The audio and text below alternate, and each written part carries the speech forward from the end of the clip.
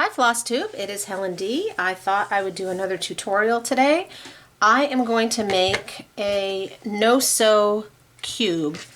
I just finished this little piece by Heart and Hand. It's called Stitching Bird, and I thought it would be perfect as a cube. Stands up on his own, minimal work, but it does involve styrofoam, which is my kryptonite. It's my I can't stand the sound of styrofoam, so whenever I pull it out, my husband's like, ugh, because he knows I'm going to ask him to cut it for me, which he did. So I'm going to show you how to do this, and I wanted to mention too that this is something you can do for more than just stitching. I found this little tea towel at I think Joann's last year on Christmas, not Christmas, after Valentine's Day. It's clearly got cat hair all over it, so it will need to be washed. But when I find a piece of foam the right size, I'm going to cut this out and do the same thing with this as a quick decoration. So, very simple. You need your stitched piece, you need a piece of backing fabric, and then you'll need a strip of fabric, the way I do them, a strip of fabric that matches the backing. Stainless steel pins. These are bridle and lace pins. Just make sure they stay stainless steel because then they don't rust. So I get these at Joann's. Joann's is closest to me. So 9 times out of 10, that's where I got something. Sometimes they have like their notions aisle, 40% off everything. I pick up a couple boxes of pins. And then the styrofoam itself is this craft foam. This piece I found at Walmart. It was longer. My husband cut it for me. Sometimes they don't cut even. They make, it's called a hot knife, I believe, for cutting styrofoam, but I haven't invested in one of those yet. So we cut it as smooth as we can, and then sometimes I'll like sand it if we need to smooth out an edge, but I don't know where the camera is. It sets up all on its own. So when you're done, you can just set it up. This is a bit of a messy process. It's going to be bits everywhere, so just keep that in mind. So we'll get started because, like I said, these are lickety-split. So my stitched piece, on this piece of styrofoam, it ended up being a 1/2 inch bigger on each side. So that's fine. I didn't want to have to, I want to cut it as minimally as possible so that it keeps a nice shape. So I had my husband cut it so that it would be a 1/2 inch bigger vertically as well. On this piece it happened to be 6.5 inches, but whatever your piece happens to be. So I just kind of cut my fabric. I just cut the raw edge off and the selvage off.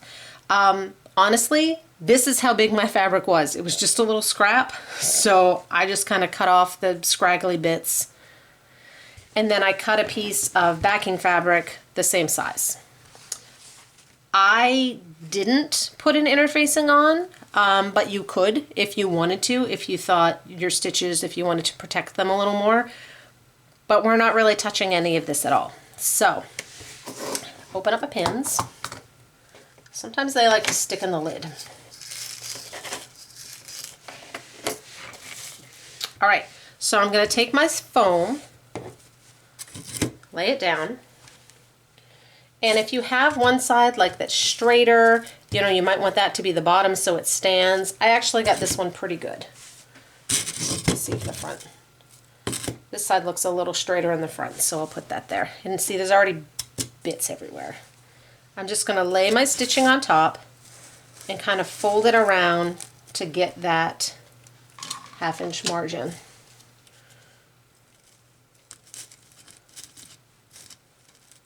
Right to the edge, and it should be, that's a little more than 1/2 inch, that's fine. So you're just centering it up. The good thing with this is it's extremely forgiving. This one too, because I have straight lines, I'm going to want to make sure I get it right. The other thing I like to do is you can count right over. So there's 9 on that side, 7 on that side, so if I pull it just a little bit, and then I'm just going to take a pin, just pop it right in there to hold it in place while I kind of get things where I want them. because so we can wiggle around. See, to me it looks like it's over on this side a little, so just loosen up a little over here. And tighten it up a little over here and see what it looks like. That looks better. Okay, and then on the top, oh, it definitely is not even on the top.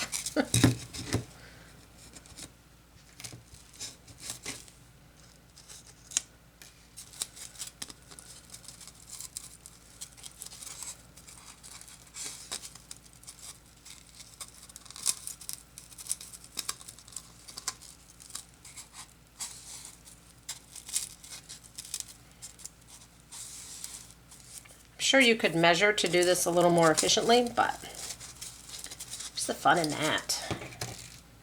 Lost a pin.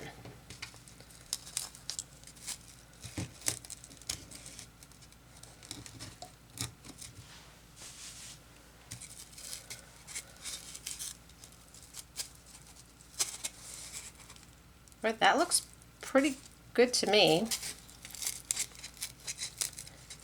So while I have it kind of where I think I want it, I'm just going to push these styrofoam bits out of the way. I'm going to pick a side and kind of go right by the line, you know, your stitching line, the line of the Aida or the linen or whatever you used. And I'm just going to put a few pins in there.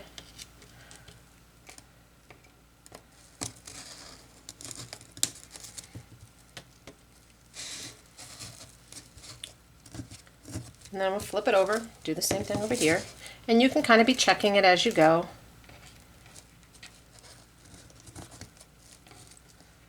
And unlike like when you pin and lace something, it doesn't have to be quite that tight.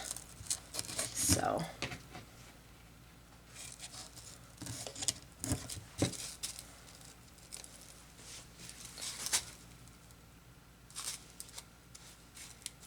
yeah, that looks pretty good to me.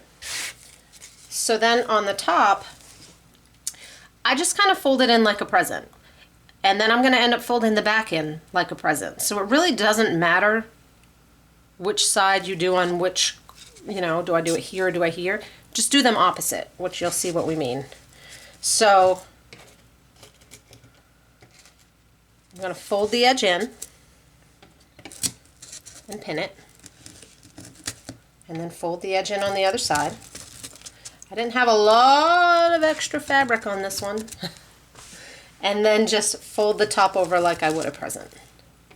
And pin that down. So again, just kind of fold it over.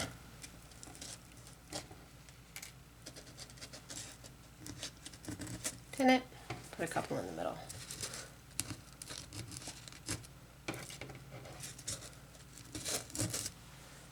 And then flip it over and do the same thing on this side.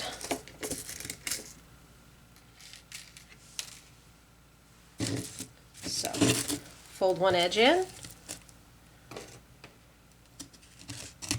fold the other edge in,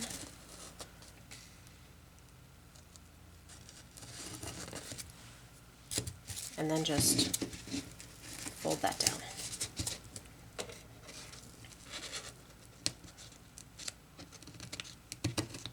Every once in a while you'll hit one of your other pins, but just move and you'll move over a little and it will be fine. Okay. Okay, that's officially the hardest part. Getting it on there so that it is centered is the hardest part, because the back doesn't matter. I like to pick a fabric that's pretty generic. So now I can just lay this on there and pin away. So same thing, I'll kind of do down one side.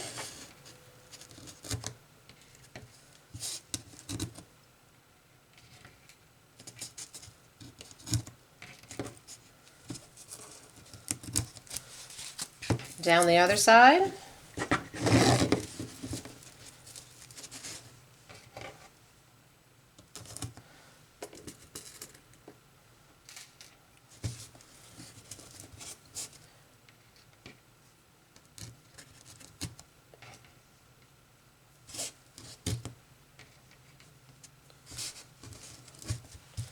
the top. And remember, this one we're going to fold on this side, so I'll kind of do the top.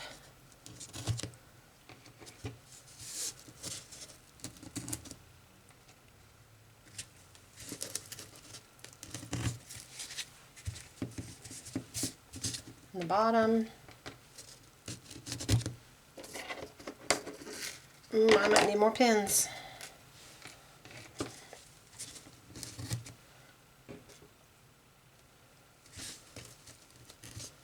Okay, so these I'll kind of tuck in the other side. I'll just kind of fold them down in. This is all going to get covered, so.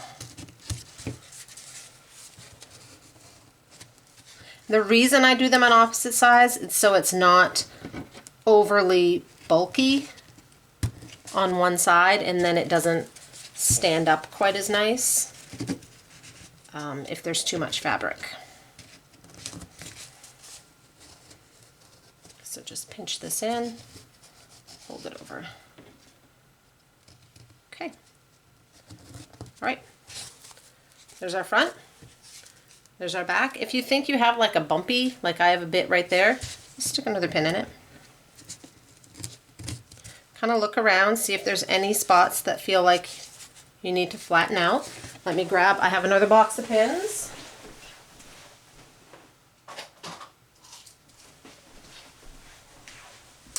Gonna have to find that one I dropped before the cats do, or before my foot does. So this is the ones I buy. They're Dritz bridle and lace pins. I would imagine that any craft store would have these. Okay, so the last part, I took a strip of the coordinating fabric. I measured right here. This was on mine just about 2 inches, just shy of 2 inches. So I like to cover almost this whole thing. Some people, when they do cubes, like to leave some of the other fabric showing. I like to cover almost the whole thing. So I took my strip of fabric, I took this on my fabric, laid it down, flipped it, flipped it, flipped it to make sure I had a piece that would be long enough to go all the way around. I ended up cutting it, well, I think it was 3 inches, 2 3/4, and then I kind of folded it up like a, I guess that's like a bias tape. I'm not really sure. I kind of folded both sides in so I had a nice clean edge on the sides. So we're going to wrap this around. Before I do, I like to just kind of give each side a little push to get the pins like really down in there. So I'm going to start on the top and lay this right on the top. I ironed this a little while ago and now it's a little on the bunchy side again. Okay, I'm going to lay that on the top. What I don't like to have my pins showing if I can help it, so I will kind of flip one side of this up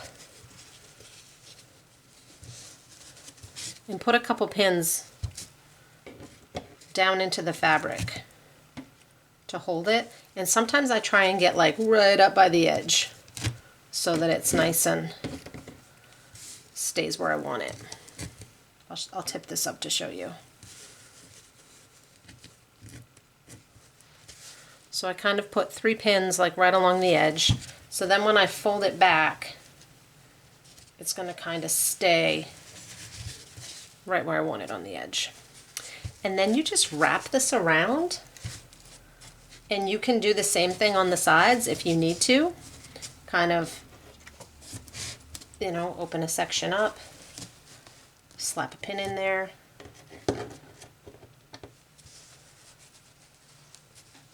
Just to keep it where you want it. Because my fabric was a little small, I had to make sure that I covered my pins.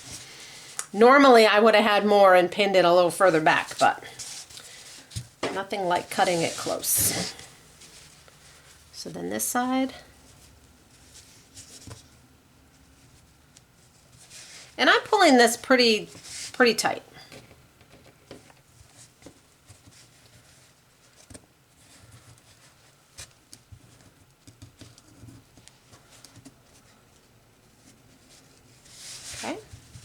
And then when you get down to the bottom, I should have cut that off.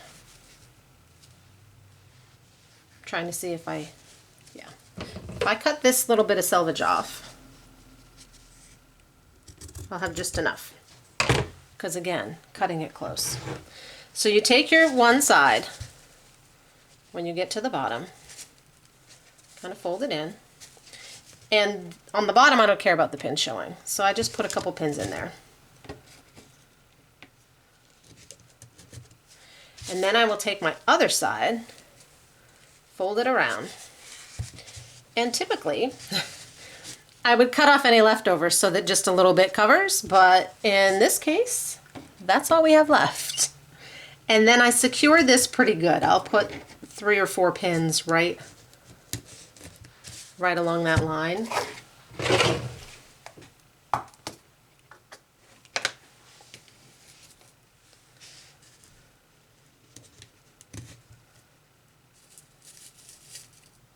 One more. Get out of there.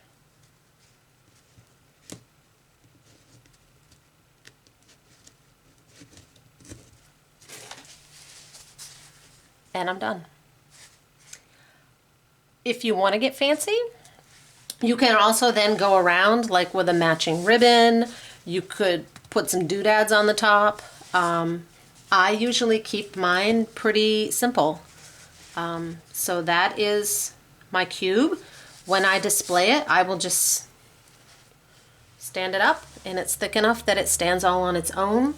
I like that you can see the fabric, but it's not, you know, overwhelming. If I find that it's a little puffy on the sides, I might go back in and put a couple more pins in there to kind of tighten it up. And that's done. And if you know, honestly, if you put a pin on there, it's not like it would show that much. Except naturally, that's when I'm going to hit one of the other ones. So if you've got some bumpy spots, you could tack that in. You're not really going to notice. Especially like if you're tacking it toward the back, you're not really going to notice anything. I've done this finish quite a bit with seasonal things because they store nice. They don't weigh anything.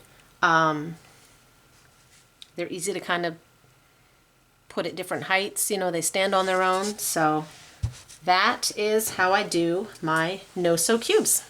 Like I said, the pins I got from the craft store, the stainless steel, the foam, craft stores, Walmart, the dollar store sells some.